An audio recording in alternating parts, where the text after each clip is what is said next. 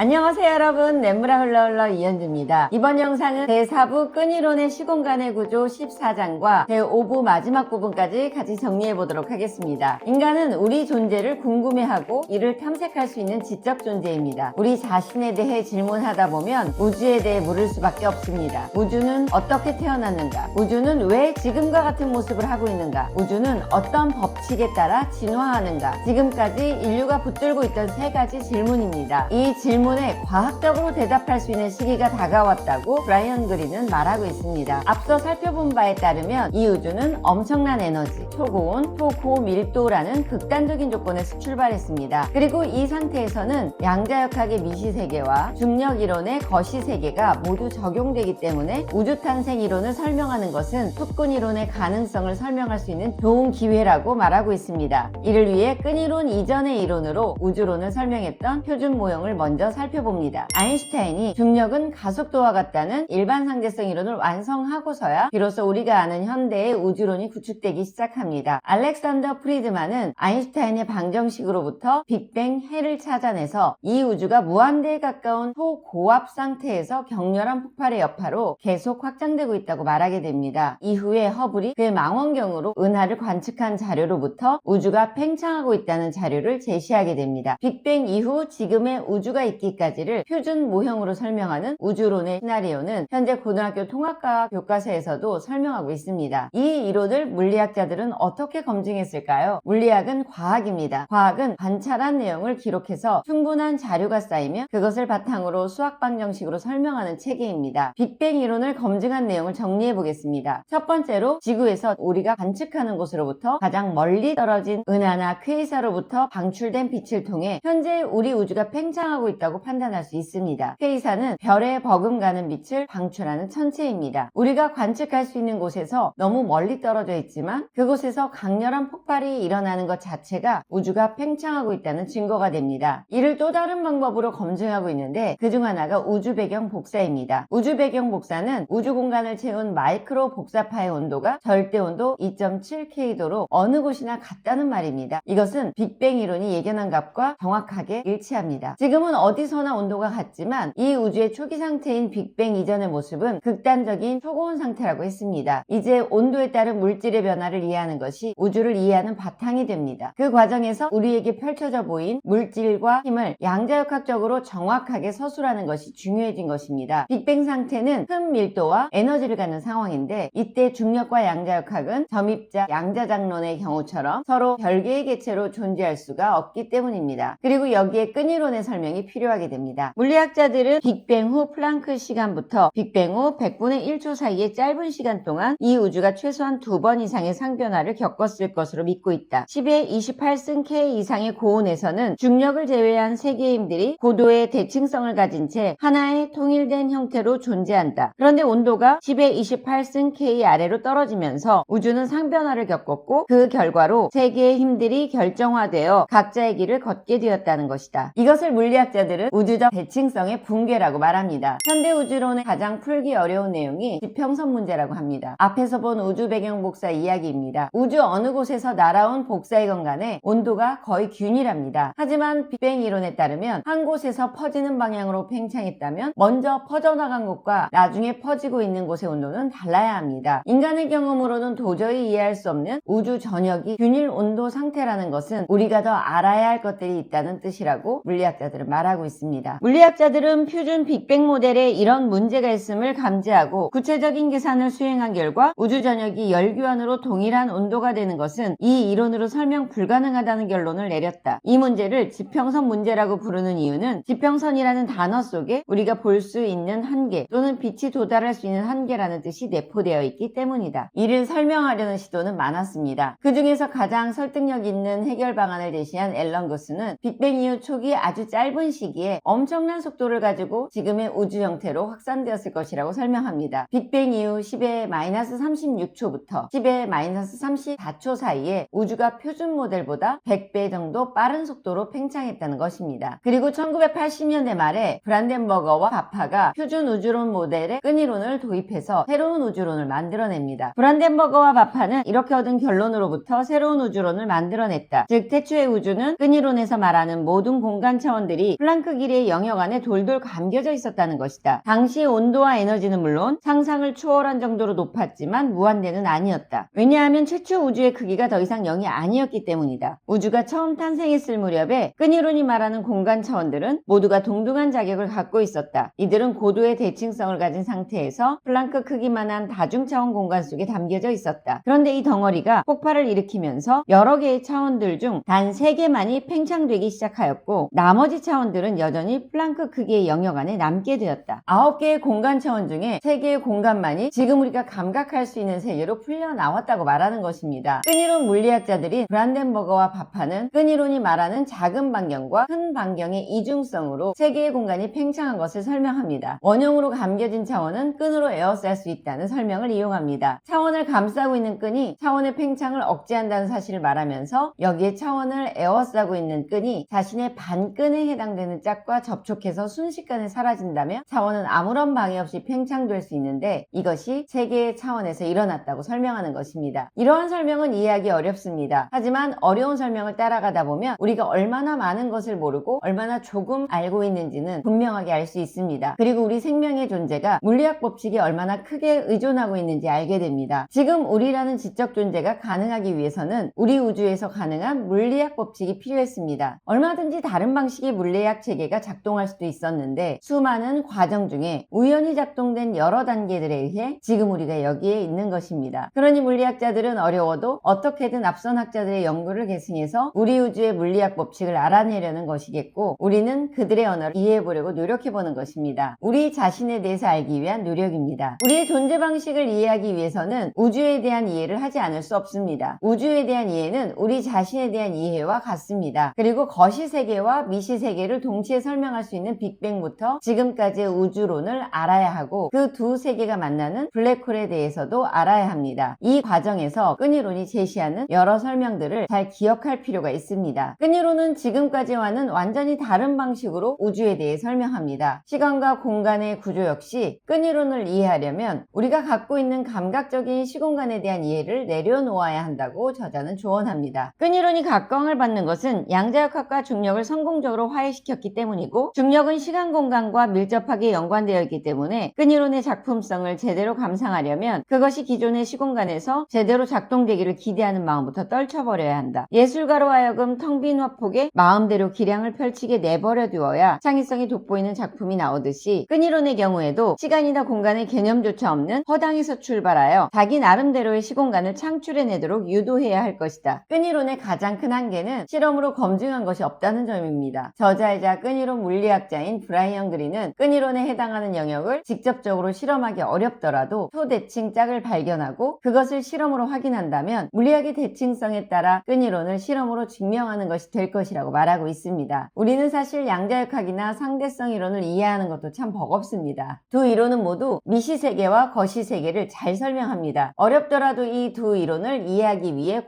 고군분투해왔는데 이 두 이론이 서로 충돌한다는 사실로부터 끈이론을 만나게 되었습니다. 이 어려운 과정을 지속하려는 이유를 생각해봅니다. 브라이언 그린은 이 책을 마무리하면서 우주의 법칙을 찾으려는 과학적 탐구의 의미를 우리에게 이야기해주고 있습니다. 우주의 법칙을 찾으려는 과학적 탐구의 역사는 우리의 마음을 넓혀주고 영혼을 풍부하게 해준 한편의 휴먼 드라마였다. 아인슈타인은 일반 상대성 이론을 완성한 후에 이런 말을 남겼다. 몇 년 동안 밤길을 헤매는 불안한 심정으로 그러나 무엇인가를 반드시 찾고야 말겠다는 바위 같은 신념으로 연구에 몰두하였다. 그동안 내 마음속에는 자신감과 좌절감이 수도 없이 교차되었으며 결국 어느 날 모든 것이 그 모습을 드러냈다. 이 말 속에는 인간의 탐구 역사가 고스란히 담겨있다. 우리 모두는 각자의 길에서 진리를 찾는 탐구자이며 자신이 왜 여기에 있는지를 알기 위해 부단히 노력하고 있다. 여기까지 엘러건트 유니버스 함께 읽기 영상을 마무리하도록 하겠습니다. 읽고 정리하면서 미흡했던 부분들은 계속 물리학 책을 읽으면서 차곡차곡 쌓아가도록 하겠습니다. 어차피 공부는 지적 생명체인 우리가 존재하는 방식이니까요. 여기까지 저는 냇물아 흘러흘러 이현주였습니다.